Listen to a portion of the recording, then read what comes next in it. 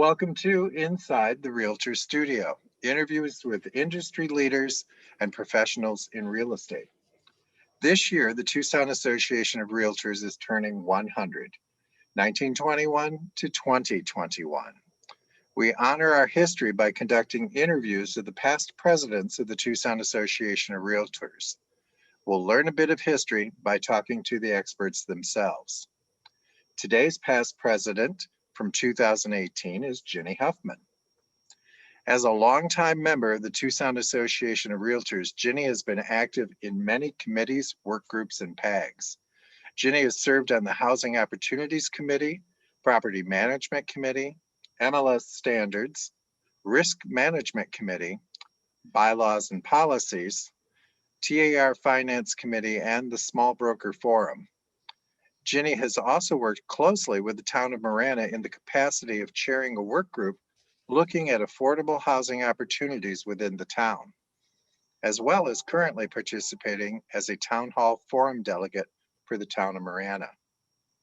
In 2012, she was elected president of the Southern Arizona chapter of the National Association of Residential Property Managers, and in 2018, was elected president of the Tucson Association of Realtors. In her free time, not that she might have much, Ginny makes jewelry and paper crafts, including quilling. Let's give a warm Inside the Realtor Studio welcome to Ginny Huffman. And just so you know, Ginny, I know what you're doing there because I'm sitting between my Cricut machine and my Gemini. So there you go. All right. Yeah. So let's begin our voyage with a bit of about real estate before you were president. Where did you hang your license when you first got licensed?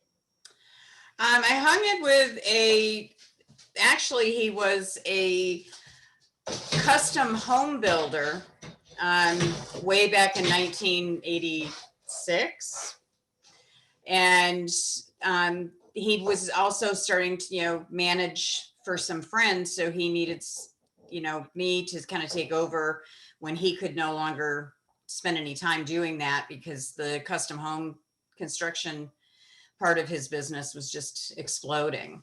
So he actually paid for me to go to real estate school. Nice. So, and I still remember it vividly because that was before the days of the electronic computer testing. We actually went to the U of A and sat down and did a paper test. And then you had to wait weeks for your results. And what year was that? 1986. Okay. And so when you began, I don't know how long you stayed with him. Did you work alone or did you work with a partner, or how have you done your real estate? Basically, I just worked by myself for him and kept, just kind of kept things together for him. And I stayed for a couple of years because I had made that commitment to him that I would, hang out. And then he decided he didn't want to do the property management side of it anymore. So that gave me the opportunity to move on. Oh, okay. And so have you always just been specialized in property management? Did you ever do real estate sales or? Yeah, I pretty much stayed with the property management for about the next, 10 or 15 years until I formed my own brokerage in 2002. Then I did sales for my clients, most of my investors, and that sort of thing. Yeah, because they're naturally going to look to you. So beginning in 1986, can you describe the technology of the day for property management? What was one doing? What technology? Okay. Literally, there was none. The broker I worked with actually had a very early generation Apple computer with DOS-based programming, and I basically just did Excel spreadsheets and everything to keep track of like rents coming in, the leases, that sort of thing. So I'm assuming the technology has come a long way since then. Oh, very much so. Very much so. Good. Well, let's shift over to your presidency. You were in office in 2018, and we have to keep in mind that these are going to be viewed for years to come. So I'll have you describe the building that you were in during your presidency. Yes, the building I was in is the one that's on Tucson Boulevard. Um, it was purchased when we outgrew the building that was on Swan, which was the first building that I actually knew. And, really nice. I mean, it was kind of state of the art at that time. And, just was a great place where we had room with conference center, some, offices for staff. I mean, staff was they were able to increase staffing. Mhm. And as the membership increased, it kind of grew. And, overall, it was a very pleasant building to work in.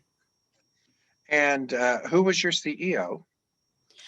Um, as president-elect, it was Phil Tedesco.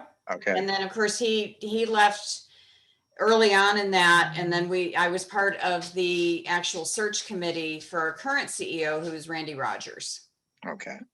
So, and how about the staff that was in place at that point in time?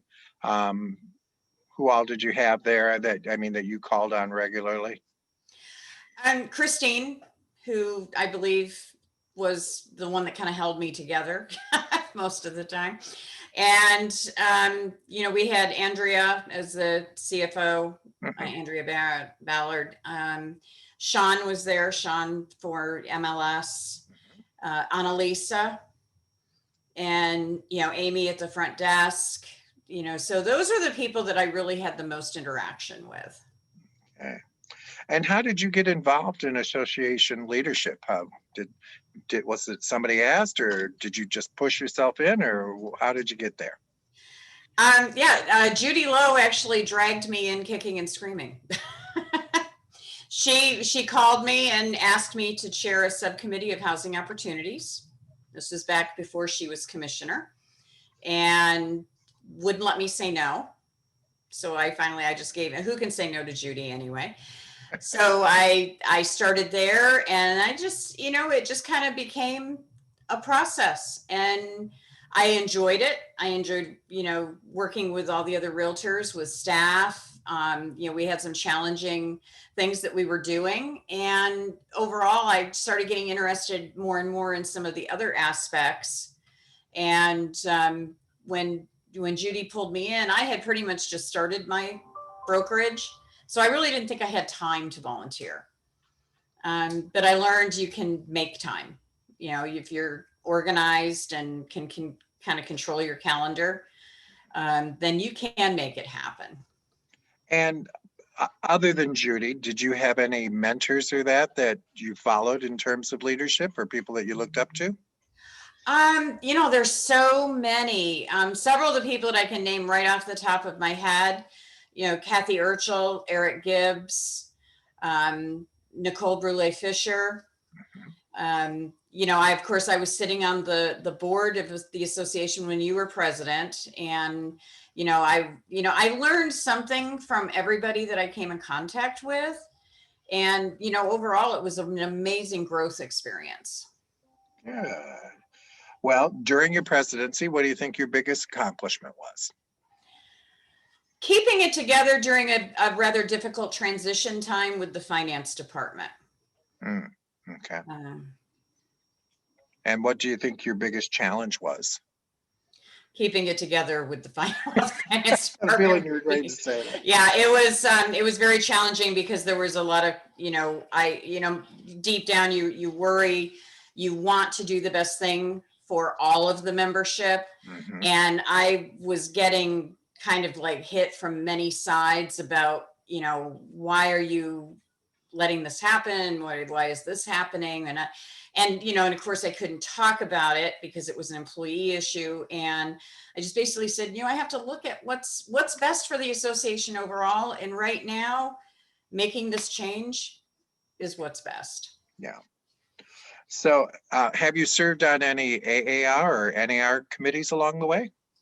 Yes, as course president, I was an AAR quota director. And now, just in the past couple of years, I've just never really gotten out of leadership.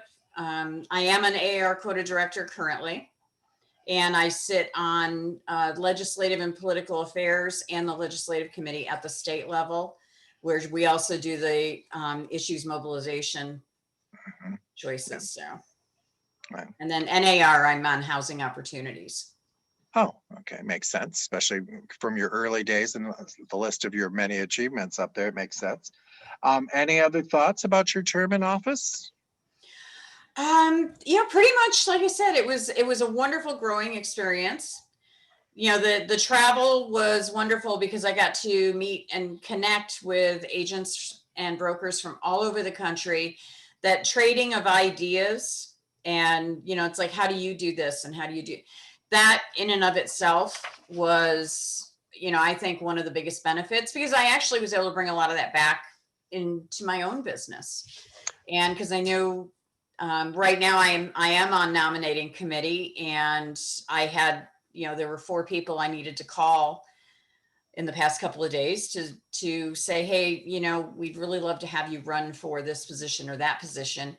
And I had one person say, well, you know, I just don't have time. And I'm like, well, you know, why not? You know, I kind of drew him out, and he's like, I just don't think I'd have enough time to really do it. And I'm like, well, this is an entry level kind of position, and I think you might find that it would be beneficial to you. So he is going to fill out an application and run. So I'm like, all right. But, you know, I love mentoring and talking to people. Yeah, So that's always been one of the things that I've enjoyed about continuing on in leadership, because it is rewarding. And if I can help somebody else and help bring somebody else up through the ranks in leadership, that would be the best thing possible. that's so rewarding. It Definitely. is. Yeah. Yeah. Well, we're almost to the end of our interview. It goes pretty fast. And I finished with 7 quick questions, and I'm looking for 7 quick answers. Okay. So, what's your favorite word? Yes. And what's your least favorite word? No. Okay. And what turns you on?